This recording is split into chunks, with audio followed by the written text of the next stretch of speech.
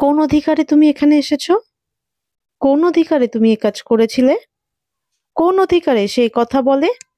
লক্ষ্য করলে দেখা যায় যে আমরা প্রায়শই এই ধরনের সেন্টেন্সেস ইউজ করে থাকি যেখানে কারোর অধিকার নিয়ে প্রশ্ন করা হয়। তো এই ধরনের ইন্টারোগেটিভ সেন্টেন্সেস গুলিকে কিভাবে ইংরেজিতে অনুবাদ করা যায় আজকের ভিডিওতে আমরা সেটাই শিখব। তো কোন অধিকারে এর জন্য আমরা ইংরেজিতে ইউজ করব by what right.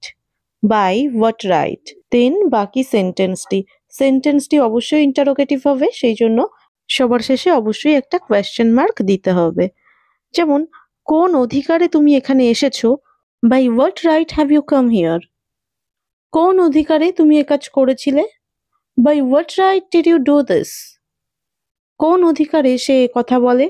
By what right does he say this? কোন অধিকারে তারা সেখানে যাবে? By what right will they go there? কোন অধিকারে তুমি তাকে আঘাত করেছিলে? By what right did you hurt him? So that's all for today. If you like the video, then please subscribe my channel and do like, share, comment. Bye bye.